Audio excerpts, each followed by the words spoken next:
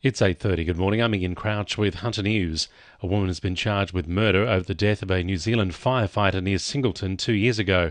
43-year-old Ian Pullen was found by the side of the road at Glenridding in September 2018 after being hit by a utility.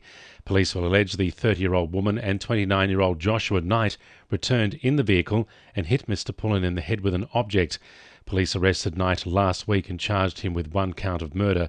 The woman is due to face Muswellbrook local court today.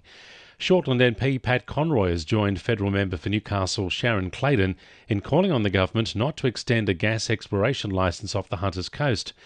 Government and opposition MPs spoke in support of a motion before federal parliament last night, calling for Advent Energy's application to extend its licence by 5 years to be refused, saying the threat to the ocean environment was too great. Pat Conroy says he's never seen such a public backlash to a project, with more than 76,000 people signing a petition calling for the exploration licence to be extinguished. A bad crash at Elibana overnight has left 3 people in hospital with serious injuries. Emergency services were called to Bariki Road at about 6:15, where 2 cars had collided. 3 people were freed from the wreckage and taken to hospital. Police say all 3 suffered significant injuries, with one person reported to be in a critical condition. Those living in the Newcastle area recently diagnosed with dementia are being encouraged to register for a free program funded by the federal government.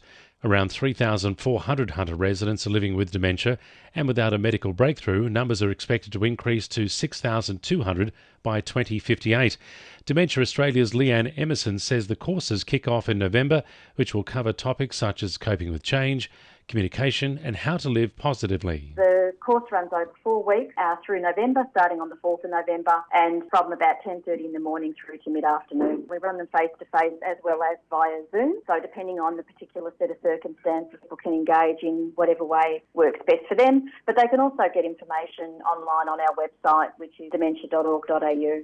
Work is expected to start in coming weeks on the much-anticipated Newcastle Knights Centre of Excellence at Broadmeadow. The development application for the $20 million project at District Park was approved last December, but the start of construction was delayed due to COVID-19. The state government-funded project will include a world-class rugby league training facility, 3 full-sized training fields, a 40-metre running track and outdoor gym facilities. Singleton Council is offering support to local families hit hard by the COVID-19 pandemic who are trying to get their kids back into sport this summer. Council's offering $100 vouchers to help with costs.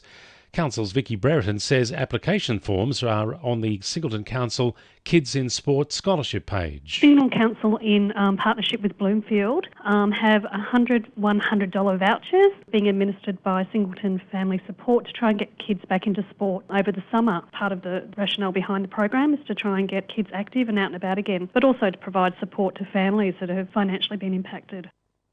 2NURFM Sport. Newcastle Knights prop Daniel Safidi has attributed his strong form this season to his surprise selection in last year's State of Origin series. The 24-year-old has been selected as part of the New South Wales squad ahead of next month's State of Origin series. Former Newcastle Jets player Ruben Zadkovic has reflected on his 3 years at the helm of NPL team the Broadmeadow Magic. The former Socceroo will link up with former club Perth Glory as an assistant coach for the upcoming A-League season. Charlestown golfer Blake Windred says it won't be about the prize money ahead of the Northern PGA Championship in Darwin this Friday. Windred will be competing in his first professional event in 7 months due to the coronavirus pandemic. Hunter-based syndication group Australian Bloodstock is confident in Ashrun's chance to be admitted into the Melbourne Cup field. Ashrun will have the chance to solidify its spot in the race that stops the nation with a win in the Geelong Cup tomorrow. And Fullerton Cove harness racing trainer Lisa McDonald believes she's a good chance at sealing her first double at Menangle Park today. That's sport. I'm James Paris. And the winning numbers in Monday Lotto are 39, 25, 45, 16, 1 and 13, and the supplementaries are 10 and 30. 2NURFM News Time, 25 to 9.